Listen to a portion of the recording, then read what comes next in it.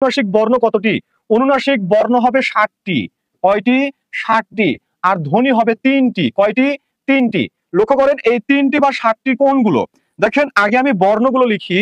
বর্ণগুলো হচ্ছে বর্গের পঞ্চম বর্ণ ইয়, ঙ, ইয়, মূর্ধন্য, দন্তান্ন, ম। এরপরে আছে অনুসার, তারপরে আছে চন্দ্রবিন্দু। এই হচ্ছে মোট 60টি বর্ণ।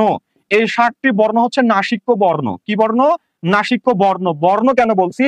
কারণ এই যে সবগুলোর সিহারা আছে, সিহারা অর্থাৎ এই চেহারা আপনি দেখতে পান, এই চেহারাটা আপনি বর্ণমালায় দেখতে পান, এই জন্য এদেরকে বলছি বর্ণ, নাসিক্য বর্ণ।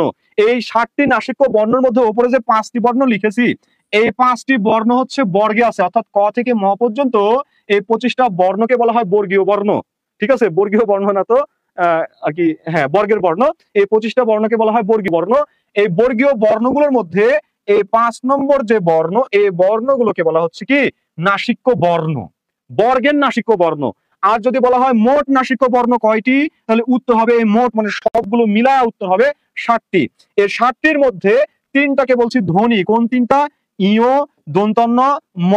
এই 3টার উচ্চারিত রূপ আছে, উচ্চারিত রূপ আছে, উচ্চারণ মানে উচ্চারণ করা যায়। এটা হচ্ছে ঙ, এটা হচ্ছে দন্তন্য, এটা হচ্ছে ম।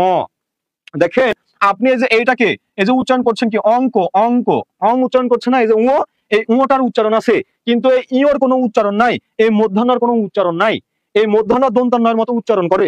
আবার এই যে অনুসার, এরও কোনো উচ্চারণ নাই, এই চন্দ্রবিন্দুর তো কোনো উচ্চারণই নাই। তাহলে এই যে অনুসার, অনুসার কার মতো উচ্চারণ নাই? এই ইয়র উঁর মতো উচ্চারণ নেই।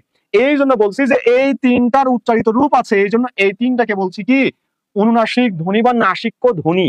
অনুনাসিক ধ্বনি বা নাসিক্য ধ্বনি বলছি এই 3টাকে, এই 3টাকে। আর এমনি নরমালি যে কয়টা বর্ণ আছে এই মোট বর্ণগুলোকে বলছি কি নাসিক্য বর্ণ বা অনুনাসিক বর্ণ 60টি।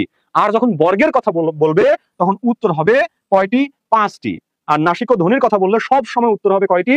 সব সময় উত্তর হবে ধ্বনির কথা বললে 3টি। ঠিক আছে, এটা কখনো ভুলবেন না আশা করছি এই বিষয়টা। ওকে,